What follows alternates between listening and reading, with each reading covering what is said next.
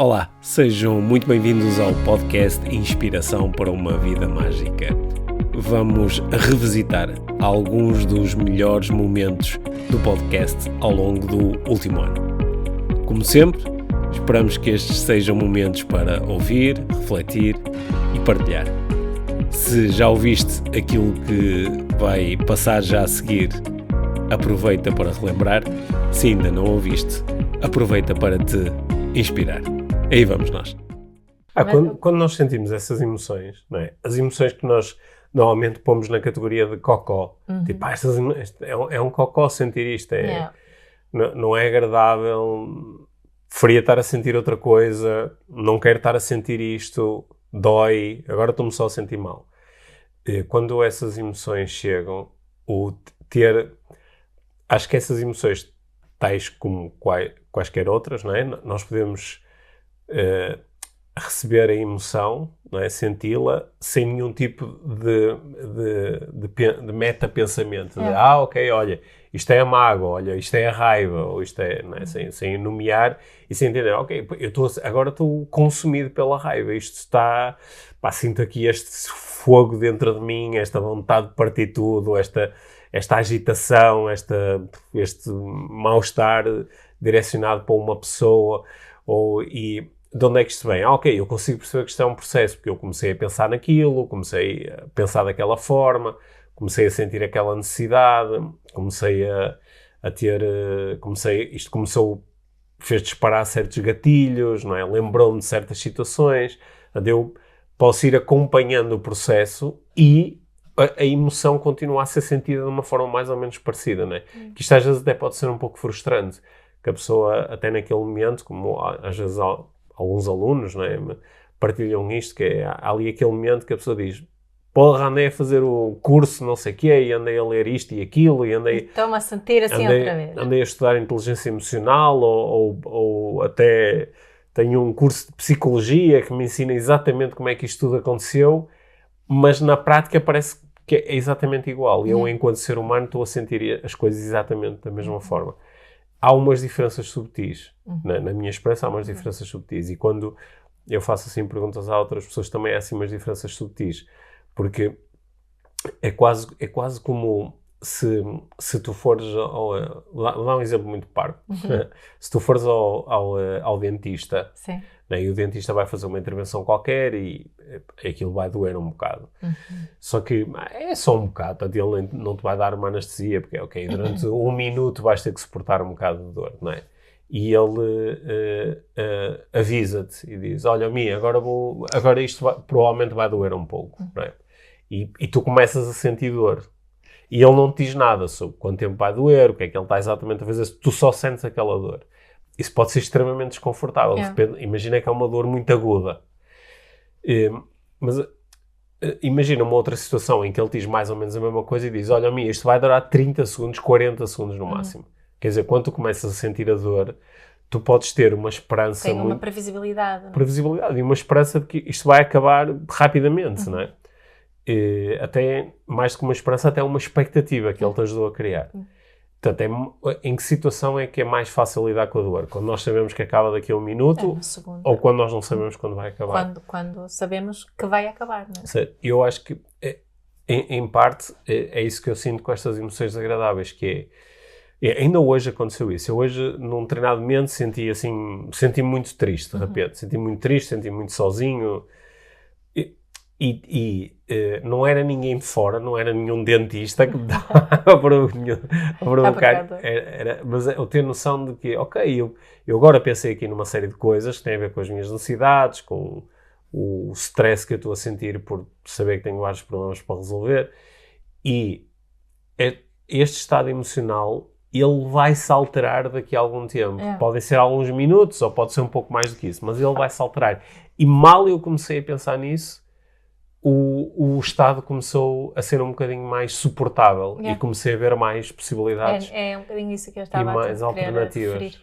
Também me permite, como não ligo, não é? Como existe acesso quanto mais estudamos as nossas próprias emoções, mais previsibilidade conseguimos criar, não é? Nomeadamente nesse sentido de que a emoção vem, fica um pouco e vai. Sim. Está garantido. Há sempre uma alteração. Às vezes a alteração é mais subtil. E acho que isso é que me tem ajudado a perceber. Agora, quando estava a dizer, há uma emoção assim básica que pode, uma tristeza, por exemplo, que pode durar dias, semanas, meses até. Mas se nós tivermos essa paciência, para algumas pessoas também coragem, acho eu, de sermos investigadores e cientistas em relação a nossas próprias emoções, vamos perceber que esta tristeza que ando a sentir, que há sempre pequenas alterações, ele muda sempre de alguma forma e muitas vezes em termos fisicamente sentimos diferenças no corpo, na forma como sentimos o nosso corpo, na tensão, o relaxamento, até no movimentos no corpo interior, não é? No peito, na barriga, tensão na face, na cabeça, nas mãos, no maxilar. E isso está-me sempre a lembrar, não é? Que fazendo essa observação e permitindo-me fazê-la, estou sempre a ser relembrada de que isto é em constante mudança. Eu não estou a sentir a mesma coisa sempre. Isto está sempre a mudar e também me ajuda. Eu hoje também tive assim um momento, aliás, este ainda está assim também tem a ver, não é, com muitas coisas. Temos feito várias viagens, ainda vamos fazer, eu vou fazer uma viagem, vou para o Brasil e há coisas para pensar e tratar assim, algo aqui presente que há coisas boas, mas também há outras daquele lado de mim que eu já falei aqui várias vezes, agora só me apetece ir cultivar legumes, não é? Mas se eu fico comigo e observo aquilo que está a acontecer em mim, acontecem outras coisas giras, surgem outras emoções curiosas, como curiosidade, que acho que é essencial cultivarmos nesse processo, de me sentir curiosa, mas também uma sensação de compaixão, uma sensação acho que nem sempre precisamos de ter as palavras certas para o que é uma emoção, o que não é, mas podemos descrever estas sensações, que o que mais interessa é que nós próprios sabemos de que estamos a falar, não é? Esse auto-reconhecer da descrição do que está a acontecer connosco também nos ajuda a oferecer mais espaço àquilo que está a passar. E isso que surge muito, essa sensação de compaixão e essa sabedoria de que isto já está a passar. Se for um momento menos bom, não é? Mas depois também podemos falar das emoções. Eu acho que muitas vezes quando falamos das emoções, falamos em coisas dolorosas, desconfortáveis, desagradáveis. O processo é igual para as outras. O processo é igual para as outras e acho que nos esquecemos muitas vezes de falar, quando falamos em gestão das emoções, uma palavra que já que eu não gosto, mas podemos utilizá-la, ou viver as emoções, eu diria que é assim, a ligação mais forte que a grande maioria das pessoas faz é em relação àquelas emoções que nos desafiam e que são difíceis. E não a gestão das emoções que são mais fáceis e que gostamos muito de sentir. Não da alegria, do entusiasmo, da excitação, da curiosidade. Isso normalmente as pessoas como é que eu vou gerir isto? Sim, não pensam nisso, só vivemos isso. E não paramos para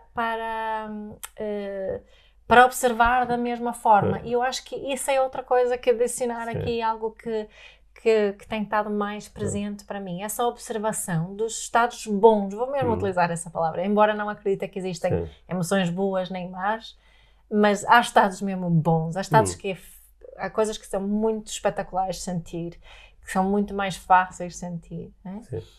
E também é algo útil estarmos a estudar, não é? Como é que está o meu corpo agora, não é? Quando eu estou feliz e contente. É como se às vezes se pararmos para sentir mais, mesmo nas coisas boas, é como se, eu acho que muitas pessoas têm medo de se aperceber, isto também já está a passar e vai acabar. Sim. É porque tenho que viver isto ao máximo, mas sem observar realmente o que está aqui presente. Faz algum sentido isso? Claro que faz.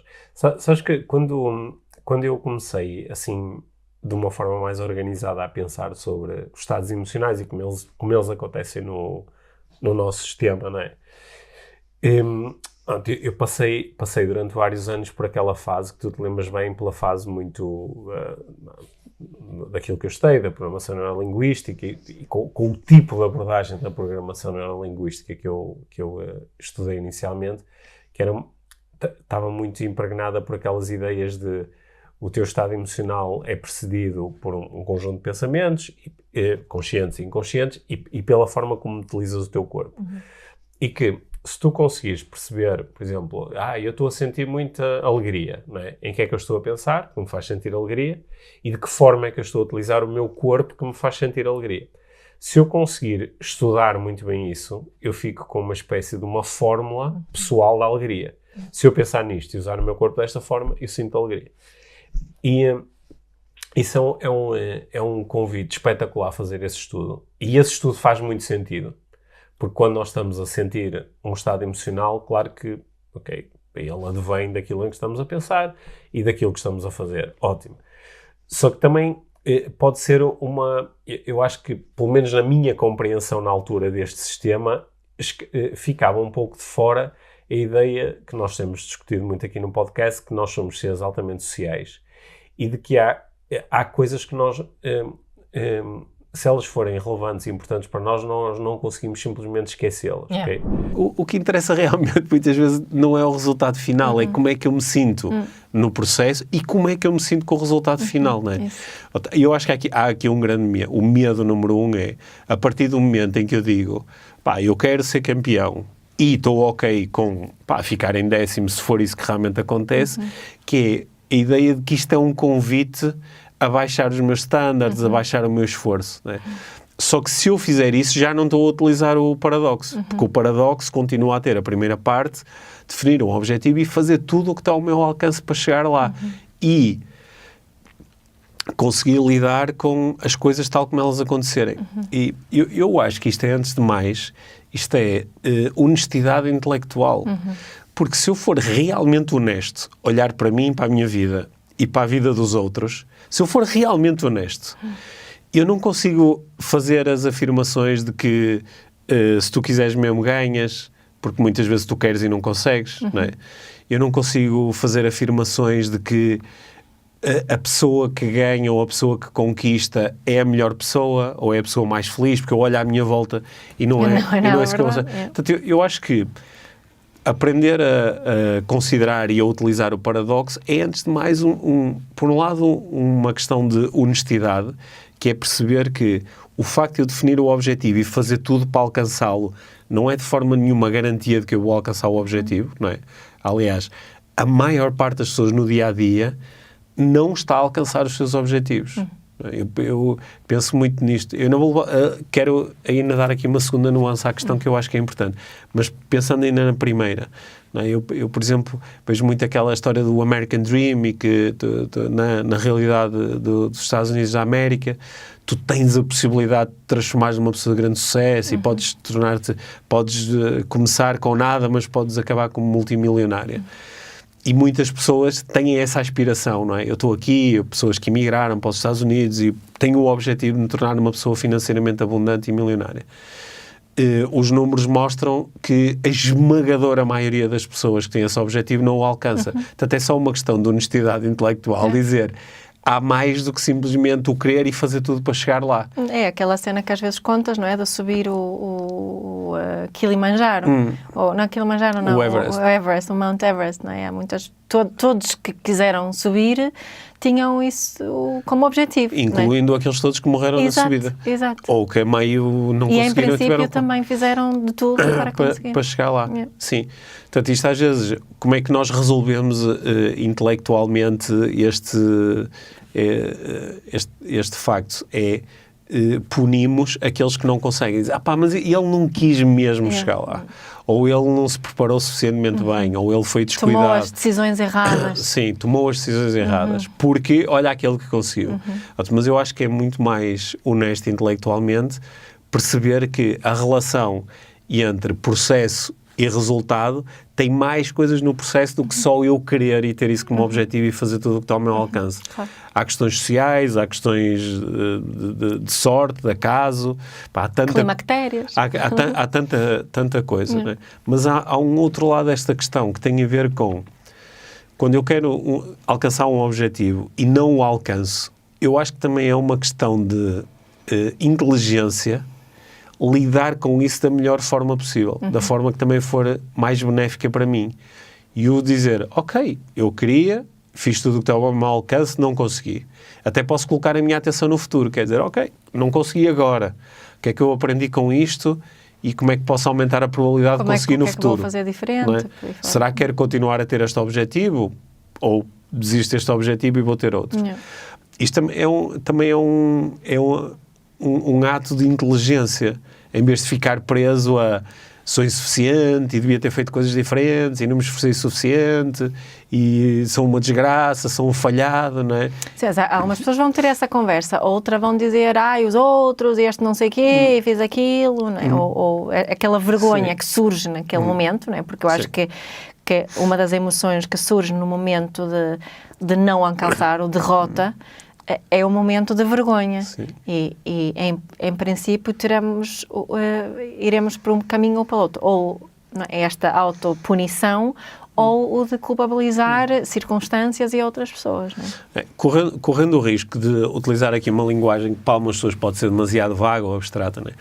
Às vezes utiliza-se uma frase, um clichê, às vezes de uma forma terrível, que é só para terminar todo e qualquer processo de questionamento. Quer dizer, é o que é, não é? Às vezes, sei lá, imagina, tu estás-me a questionar sobre alguma coisa e dizes, Pedro, mas porquê é que fizeste isto? Ou porque não sei o quê, e eu posso dizer, é o que é, não é? Que é um clichê daqueles que é para acabar a conversa. Ou como os nossos filhos às vezes dizem, aceita que dói menos. Sim, mas é o que é, às vezes é utilizado de uma forma terrível. Mas quando nós refletimos sobre o que é que isto quer dizer, é o que é, né? Isto é uma afirmação... Isso é verdade. Isto é uma afirmação verdadeira, porque é o que é. Não é? Se não é, então não é. Não é? Aquilo que é não pode não ser. E quando nós entramos em contacto com isto ajuda-nos a lidar com o momento presente. E quando estendemos isto para o passado, é o que é e foi o que foi. Mas isto não é dizer e vai ser... aquilo que é. Não, vai ser aquilo que vai ser. Não é? O que será, será, diz a música. Não é? Portanto, quando nós incorporamos isto aqui no nosso paradoxo, não é? A segunda parte do estar preparado para eu quero muito e pode não acontecer, no fundo eu quero que seja desta forma e vai ser aquilo que vai ser. Não é? Porque se não fosse, não era. E acho que e o que é que vai ser? Não sei, porque ainda não cheguei lá.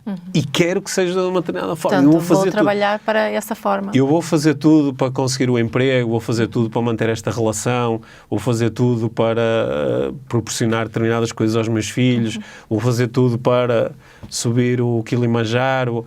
Eu vou fazer tudo. E pode não acontecer da forma que eu quero. E that's ok. Agora, puxando a minha galocha da parentalidade, sim. Acho que isto que tu estás a partilhar, este paradoxo, é para quem tem filhos que competem, não é, mesmo de desporto, mas também na escola, ou que têm grandes objetivos, que querem entrar num curso que é muito difícil entrar, e por aí fora. Tentar integrar esta sabedoria, que eu vou chamá-la assim, na forma como falamos sobre estas questões, sobre os objetivos com os nossos filhos, acho que é muito importante. Acho que lhes estamos a oferecer um grande presente conseguindo fazer isso, equilibrando com os incentivos, claro, não é? Mas só tu vais conseguir só esta pressão, só adicionar mais a se tu queres, tu consegues. Acho que estamos a fazer-lhes um desfavor, pode-se dizer assim, não é? Mas mas procurar integrar isto na forma como comunicamos com os nossos filhos e os seus objetivos é um grande presente. Eu na parentalidade até levava isto um pouco mais longe, porque nós às vezes na parentalidade temos uns objetivos, mesmo que meios secretos, para os nossos filhos. Não, para os nossos filhos, por exemplo, não precisa ser só de eu gostava que o meu filho fosse médico, ou gostava que fosse um grande atleta ou que fosse milionário, não é? Mas também pode ser, olha, eu quero muito que o meu filho seja uma pessoa altamente empática, eu quero muito que a minha filha seja vegetariana, eu quero muito que o meu filho seja muito autónomo, ou seja, emocionalmente muito sensível, e eu posso querer isto, porque acho que é realmente benéfico para o meu filho, para a minha filha. Posso fazer coisas, por exemplo, se eu gostava que o meu filho fosse uma pessoa muito empática, eu posso fazer coisas ativamente para promover a empatia nele, não é? Nomeadamente praticando empatia.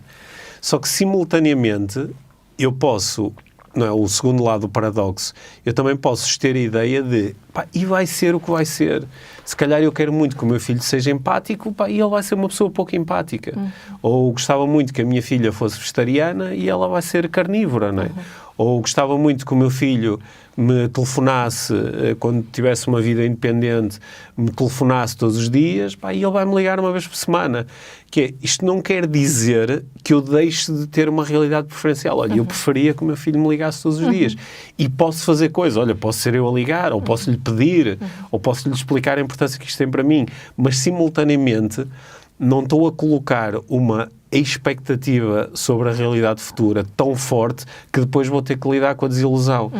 E eu acho que é este paradoxo que às vezes tu vês, quem consegue praticá-lo é capaz de dizer, olha, Mia, eu gostava que o meu filho me ligasse todas as vezes, todos os dias. Eu por mim falava com ele todos os dias, mas ele na realidade liga-me uma vez por semana, e eu usufruo dessa vez da melhor forma que eu consigo. Em vez de estar a dar cabo da cabeça por não me estar a ligar todos os dias. Há um desenvolvimento pessoal que não é parece muito orientado já previamente numa determinada direção. E depois, muitas vezes, é o retirar peso e valor ao facto de tu teres em consideração os outros, não é? Porque uma das ideias... Eu hoje estou com a palavra estúpido, não é? Mas uma das ideias mais estúpidas que eu ouço serem veiculadas é a ideia de que tu não deverias ligar à opinião dos outros, que não deverias considerar a opinião dos outros. Quando nós, como seres sociais, isso está impregnado na nossa biologia, nós consideramos a opinião do outro, nós consideramos o impacto que as nossas ações e as nossas palavras têm no outro. E isso não é uma coisa má, isso é a base da nossa funcionamento da nossa construção social, não é? É a base da tribo, é a base da família. E muitas vezes ignora-se que, se calhar, eu não tive a coragem de fazer certa coisa porque valorizei mais outra. E isso não é necessariamente mau, não é? Claro que cada um sabe dos seus arrependimentos, não é? E cada um sabe da sua história e da sua narrativa. O que eu tenho um bocadinho de receio é de engrandecer muito esta história do evitar o arrependimento a todo o custo. Exato. É? E também perceber aqui que as escolhas que fizemos, não é? Fizemos para nutrir necessidades, independentemente de estarmos arrependidos agora ou não. E que para uma criança, por exemplo, às vezes para uma questão de sobrevivência, ela tem que sacrificar um bocadinho quem ela é, não é? Portanto, se calhar esta ligação com o social, tu sabes que eu gosto muito dela, não é? Mas como é que podemos utilizar isso como sociedade? Estas ideias sobre estes arrependimentos, para mim, não passa por cada um de nós, na nossa vida, assegurar que eu vou dizer, ser quem sou, eu vou falar sobre o que sinto, eu vou seguir os meus sonhos, mas é mais como é que nos podemos relacionar para isso ser possível. Como é que podemos criar esse espaço para cada um poder viver quem é, poder falar sobre o que sinto e não o foco não ser nessa de que eu vou fazer isso. Não é? É interessante, não é? É quase como, se calhar, chegar ao final da vida E o meu arrependimento ser menos o que eu não fiz, o que eu não disse, o que eu não escolhi, mim, não é? Mas também podia ser, olha, arrependo-me de não ter criado mais espaço para os outros poderem dizer o que pensam, dizerem o que sentem, fazerem aquilo que realmente querem fazer. Certo, É? e aí também agora estás a reforçar um bocadinho essa ideia da influência das normas da sociedade nos arrependimentos, porque os arrependimentos são eu. Não é? Mas será que também alguém se pode, olha, arrependo-me de ter sido Não, agora muito... estava a falar desta generalização. Sim. Porque também alguém pode dizer, olha, arrependo-me de ter sido tão egoísta e tão autocentrado. Claro que pode ser um arrependimento. Às vezes um pai pode sentir isso, por exemplo, em relação à forma como viveu a parentalidade, não é? Arrependo-me de não ter sido mais amoroso e ter criado mais espaço e ter sido mais compreensivo com outra pessoa, ou com os meus filhos, ou com os meus familiares. Um dos arrependimentos também tem a ver com o trabalho, de ter trabalhado demais, não é? Ok. Portanto, também conta isso. Sim. Mas acho que tu no início da conversa estavas a propor que este arrependimento às vezes está associado assim, a um certo sentimento de culpa e nasce de um julgamento. E nós também podemos ser um pouquinho mais gentis connosco e dizer, olha, sabendo o que eu sei hoje, teria feito diferente, só que eu não sabia. Não é? Sabendo o que eu sei hoje, não teria trabalhado 14 horas por dia durante não sei quanto tempo. Só que eu na altura não sabia isso, porque se eu soubesse, tinha trabalhado menos, não é? Então, também ter esta gentileza, que o arrependimento muitas vezes é, como é que se diz isto em inglês? É o hindsight. In hindsight, não é? Não é? Que é, eu estou a avaliar a situação, mas... Com os recursos de agora. Com os recursos que tenho agora, não é? E isso, os pensamentos que tenho agora, e as necessidades que tenho agora. Sim, e isso é um pouco injusto para com o meu eu passado. Exato. Que se soubesse isto, tinha feito diferente. Mas essa é uma carga muito, muito grande esta do... E acho que o que me perturba mais em relação a isso é o arrependimento. E isso, disso ser um driver para eu fazer coisas. Faz porque senão vais-te arrepender. Não é? Que isso é como se... O que eu sinto é como se houvesse assim um controle de fora, como se fosse... uma avaliação do meu valor como pessoa, não é? Porque eu acho que isso que também é importante aqui perceber, eu posso me arrepender de não ter feito uma certa coisa, mas se não ter feito ou não, não diz nada em relação ao meu valor como pessoa. É quase como se eu acho que o medo do arrependimento é um medo natural, não é? Tu deves sentir, às vezes, tenho medo de me arrepender, vou fazer uma escolha. Tenho medo de, mais tarde, perceber que não fiz a melhor escolha, ou com mais informação, achar que, se calhar, a escolha mais acertada teria sido outra. Acho que o medo do arrependimento é perfeitamente normal, natural e humano. Só que, de facto, muitas vezes veicular de que é mais provável tu arrepender-te daquilo que não fizeste do que aquilo que fizeste. Eu estou a condicionar muito a tua escolha, não é? Porque estou a dizer que uma das escolhas é fazer e outra das escolhas é não fazer. Quando, na realidade, todas as escolhas são fazer algo, porque não fazer continua a ser fazer alguma coisa. Claro. Não é? E acho que nós, às vezes, no meio quando nós vimos isto transformado num meme, numa mensagem nas redes sociais, nós às vezes não sabemos o impacto que isto pode criar sobre o outro. E quando é entregue assim, de uma forma fria e clara, né? Alguém pode estar neste momento prestes a tomar uma decisão e, sei lá, está numa relação amorosa exclusiva com uma pessoa, só que sente-se atraída pela vizinha do terceiro esquerdo. E de repente vê um meme que é, tu vais-te arrepender do que não fizeste muito mais do que aquilo que fizeste. E diz, então pronto, vou fazer isto. Né? Ela convidou-me para ir lá à casa, vou. E nós não sabemos as consequências disto. Né? E às vezes, claro que pode ser interessante convidar as pessoas a perceberem que aquilo que eu faço e aquilo que eu escolho vai ter consequências mais tarde. E uma das consequências pode ser o arrependimento. Okay? E às vezes é bom falar sobre isso e ter essa dimensão temporal. Porque às vezes nós vamos, por exemplo, protelando uma escolha ou vamos adiando, depois penso sobre isto.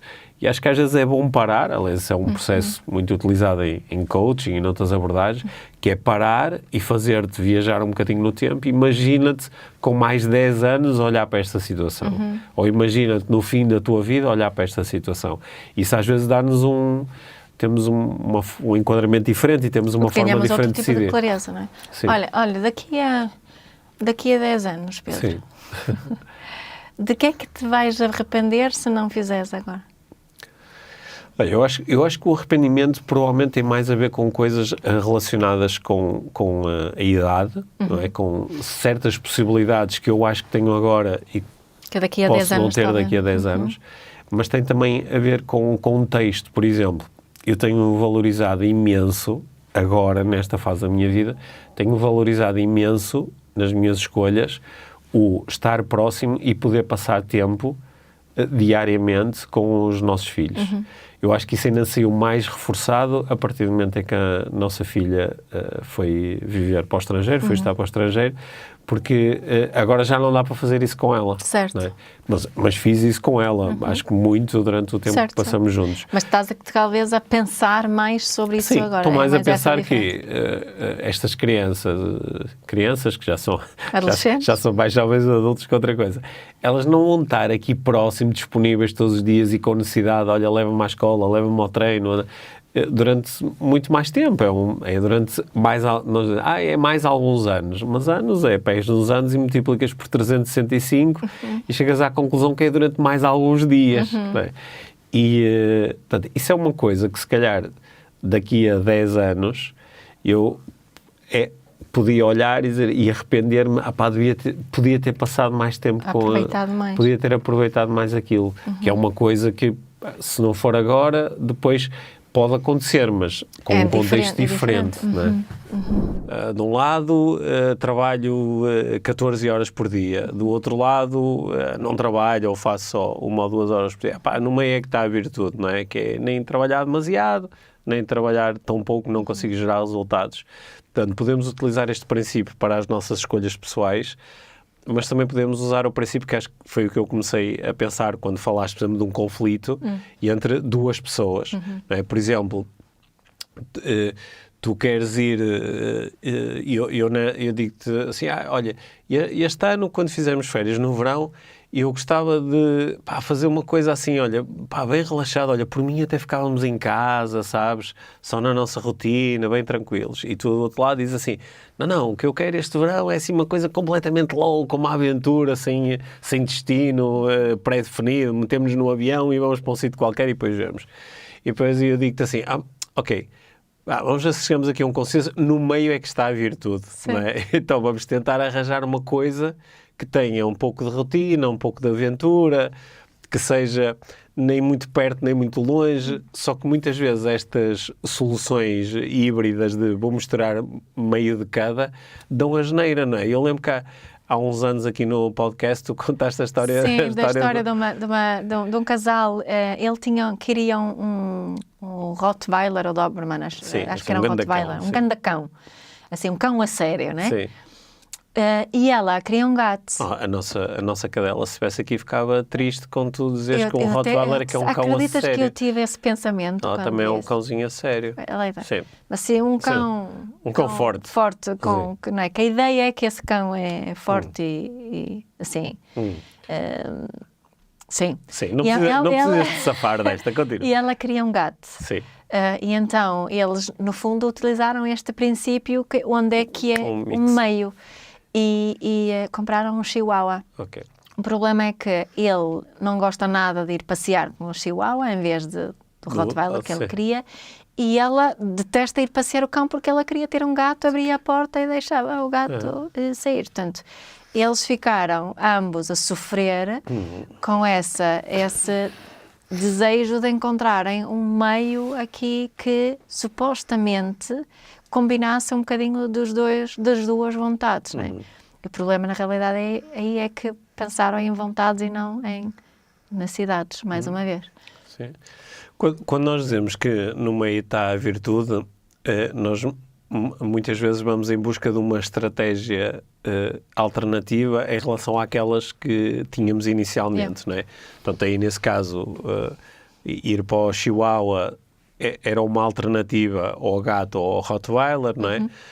Naqueles exemplos que eu estava a dar, o beber um copo de vinho por dia é uma alternativa ao nunca beber ou beber imenso todos os dias.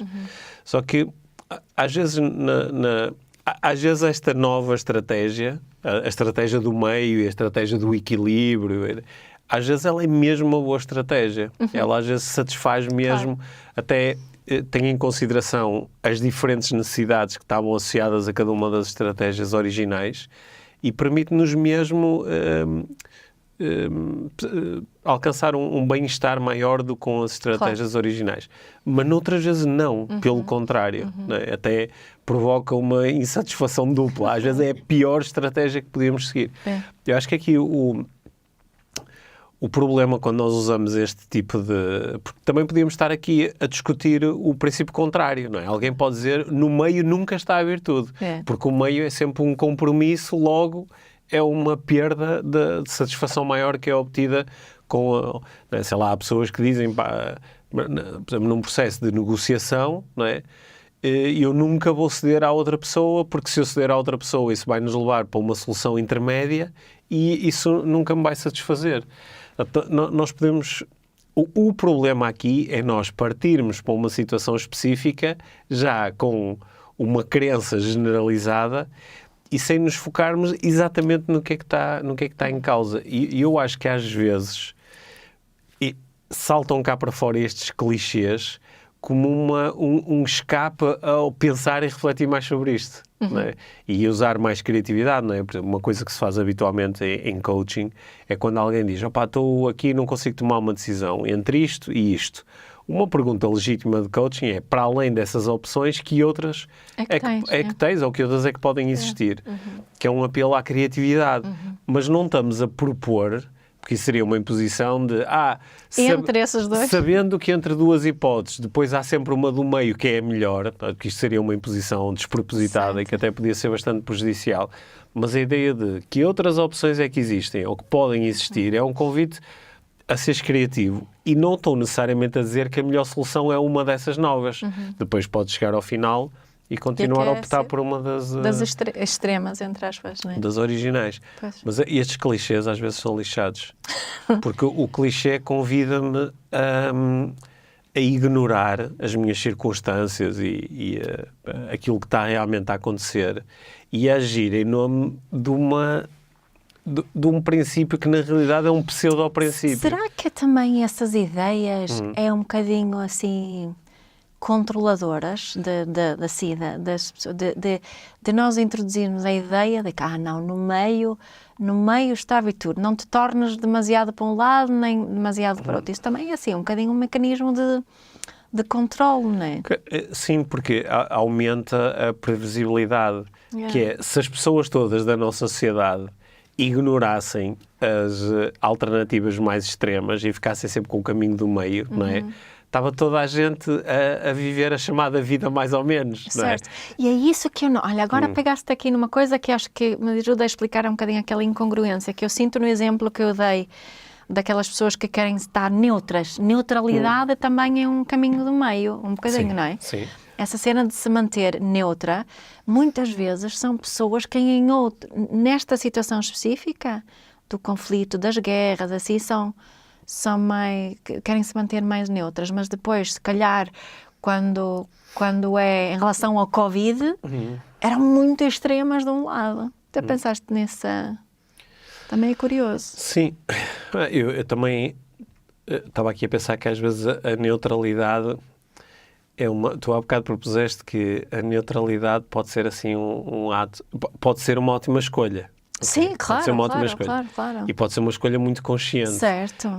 Às vezes a neutralidade também pode aparecer assim como com uma superioridade implícita. É isso, não é? sim. Que é, eu sou neutro porque eu consigo ver os dois lados, eu consigo perceber as duas posições, eu sei que todas as pessoas são iguais e fazem o melhor que podem com os recursos que têm, não é?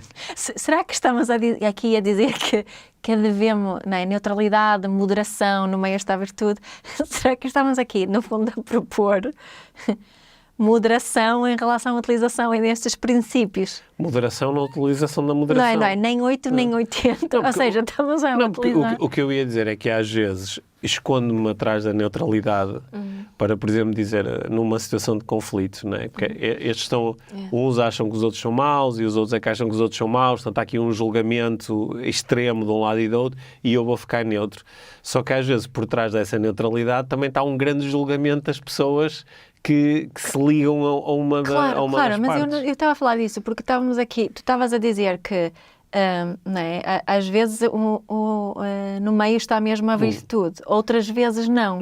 Portanto, o que é que tu estás a propor no fundo aqui? Que não é propriamente que há aqui um meio, mas que às vezes uma coisa, outras vezes outra. Sim, e às vezes é um meio. E às vezes é o meio. Sim, é como aquela conversa, é como a conversa da flexibilidade. Como tu sabes, assim, mesmo há muitos anos que eu sou um grande proponente da flexibilidade comportamental como uma das competências mais interessantes de nós desenvolvermos. E há pessoas que, ou quando ouvem isto, ou através das suas próprias reflexões, chegaram à conclusão que o mais importante é ter jogo de cintura, não é? O mais importante, que é muitas vezes um convite o mais importante é tu seres flexível e ires para o meio, encontrares o consenso, encontrares uma solução que satisfaz todas as partes, nem ires muito para um lado, nem ires muito para o outro, e chamam isso de flexibilidade. E eu, às vezes, para explicar que flexibilidade não é isso exatamente, a flexibilidade acontece quando, perante uma determinada situação, tu tens múltiplas estratégias à tua disposição. Não estás presa a eu faço sempre desta forma, porque isso seria a inflexibilidade. Mas isso não quer dizer, o facto de eu ter múltiplas estratégias à minha disposição, não quer dizer que eu vá sempre para do meio, não é? Às vezes um sinal de flexibilidade é dizer não, basta, zero. Claro. Não vou fazer nada, ou vou completamente para este lado. Isso é um sinal pode ser um sinal de flexibilidade, porque a flexibilidade não tem a ver com a escolha que tu fazes, mas com o facto de, potencialmente, tu podias ter feito outras escolhas, tinhas essa capacidade e conseguias implementá-las. Certo. E, portanto, às vezes eu sou sempre muito moderado, não é? Ou eu vou sempre ao caminho do meio, isso às vezes é um sinal de inflexibilidade, não é? Que é, eu vou sempre ao caminho do meio, logo, eu sou extremista em relação a ir para o meio. Exato. Não é? Sim. Eu sou pouco moderado em relação à moderação. Obrigado por teres ouvido este episódio de Inspiração para uma Vida Mágica. Deixa a tua avaliação do podcast e partilha com quem achares que pode beneficiar de ouvir estas conversas. Para saberes mais sobre o nosso trabalho, visita os nossos websites. Encontras toda a informação na ficha técnica do podcast, assim como os nossos contactos. Inspira-te para uma vida mágica.